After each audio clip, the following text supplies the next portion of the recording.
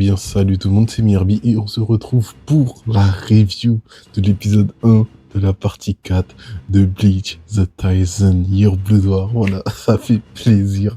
Enfin, la dernière partie, la partie finale de Bleach est enfin arrivée et on commence assez fort avec un épisode qui te fait devoir regarder en cachette Bleach, un petit Kubo, tu vois quoi. Voilà, j'ai juste envie de dire, petit Kubo, tu joues à quoi, Yoroichi et tout. Tu joues à quoi, hein?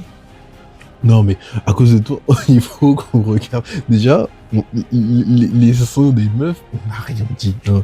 Orihime et l'autre, là, j'ai un trou sur son blason, vous voyez très bien de qui je parle. On n'a rien dit.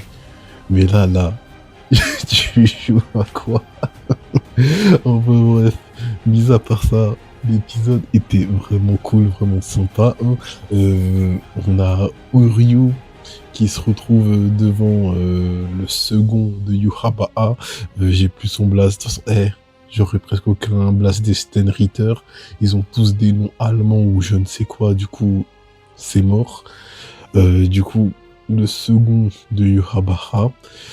Combat à sens unique, hein. À sens unique, très clairement, là, Uryu, il est en train de se faire éclater, hein, il est en train de se faire éteindre, parce que pour le moment, l'autre, il a le pouvoir de Yuraba, du coup, donc, il voit dans l'avenir, et Uryu essaye, là, son but, ça va être d'essayer de le prendre à revers pour voir jusqu'à où il va avoir dans l'avenir. Bon, je sais pas comment il va se démerder pour le combat. À mon avis, ça va être un moment, Yuraba, il va se réveiller et à partir de là, il pourra essayer de l'avoir. Sinon, je sais pas comment il va faire.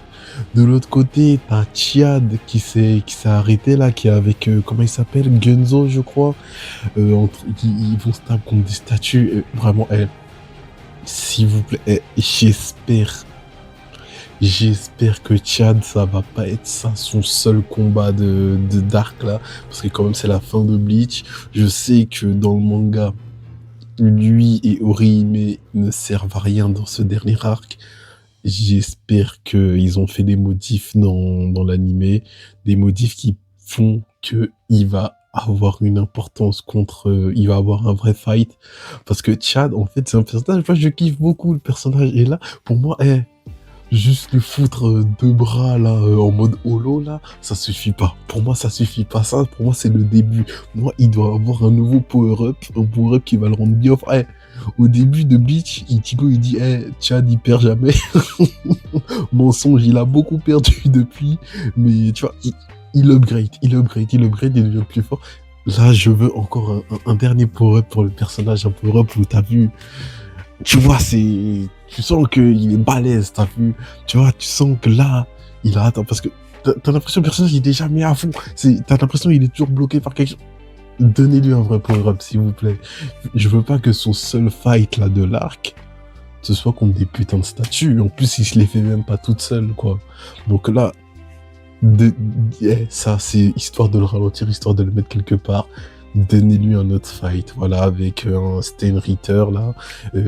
Gunzo, je crois il s'appelle. Virez-le, lui, je m'en fous. Lui, son seul truc, c'est faire des pièges et tout. Ça va, c'est marrant, ici et là. Chad, je veux un vrai combat pour lui, voilà, parce que le dernier combat qu'il a eu, c'était contre un Arrancar. C'était stylé, tu vois, il a eu son power-up et tout, c'était stylé, mais depuis, plus rien. Donc, après, tu me diras, c'était l'avant-dernier arc, donc en même temps normal. L'arc juste après, c'était, j'ai oublié le nom, bref, c'était pour Ichigo pour qu'il retrouve ses pouvoirs, donc c'est normal. Mais donnez-lui un vrai combat, je vous en conjure, donnez-lui un vrai combat. Enfin bref, après ça, on passe sur le combat de l'épisode. Le combat qui apporte des problèmes. Yoruichi, voilà. Yoruichi contre l'autre blasé, là. Euh, elle se fait étaler, voilà. Elle et son frère sont fait étaler parce que il les a empoisonnés, quoi. Et en plus, le gars, il est immunisé contre la force spirituelle de Yoruichi, voilà. Donc, Elle peut pas le battre comme ça. Sauf que t'as Urahara qui fait son apparition, qui lui donne un petit médoc histoire de la guérir un peu, qui va durer 5 minutes. Et il lui dit de se transformer. Elle veut pas. Du coup, il la transforme de force. Je sais pas comment ça marche son truc, mais il la transforme de force, voilà. Et c'est là où elle nous sort la transformation. Les gens la voulaient de fou. Et ça y est, elle est là. D'ailleurs, faut qu'on parle du truc là pour l'autre épisode là, entre la pub et l'épisode là qu'il y a au Japon. Nous, on n'a pas les pubs, mais vous voyez ce que je veux dire. Le numéro qui est sur les fesses là, voilà. Juste, j'espère que vous êtes contents, vous avez eu ça. Mais mis à part ça, donc Yoruichi, son truc en vrai, il est fumé quand même, hein. Son pouvoir, il est fumé. C'est du genre, elle devient, bon, boostée au max, voilà. Et en plus, bon, c'est pas vraiment fumé, ça, c'est vraiment particulièrement contre lui. C'était très efficace comme par hasard. Voilà, non, mais j'ai envie de te dire, comme par hasard, son pouvoir est super efficace contre lui, il peut rien faire, car lui, en gros, il s'immunise contre la force spirituelle de chaque personne au bout de 1 minute, je crois, il fait des anticorps et tout, sauf que elle change 42 fois, je crois, toutes les 10 secondes, un truc comme ça, elle change 40. Je sais plus. À la seconde, je crois, elle change 42 fois son type de force spirituelle. Donc, ça fait que contre lui, c'est super efficace. Il a pas le temps de s'adapter, quoi. Donc, elle éclate. Mais ça devient une sorte de chatte. En gros, l'animal, hein, attention, l'animal, on vous connaît. Donc, ouais, ça devient une sorte de chatte en forme humaine, là, 100%. Du coup, elle se contrôle pas vraiment, ouais, elle est genre à fond dans l'instinctif, mais elle éclate. Et comme par hasard, t'as que Urahara qui peut l'arrêter. Sauf que alors qu'on pensait qu'elle avait étalé, le Boog il revient. Il revient et il nous sort sa transformation, j'ai oublié le nom. C'est un nom allemand là encore pour leur power-up là au Quincy là. Et il fait une sphère géante qui absorbe tout le monde là. Du coup, prochain épisode, Urahara qui va se taper. Voilà, Urahara, Kisuke Urahara qui va se taper. Et j'ai hâte de voir ça parce que je crois depuis le début, il s'est jamais vraiment tape. Depuis le début, il a entraîné. Merde. Il a entraîné, mais il s'est jamais vraiment tape, hein. Donc là, on va avoir Urahara qui se tape. Et j'ai hâte de voir ça. Voilà, j'ai hâte de voir ça. Ça va être stylé.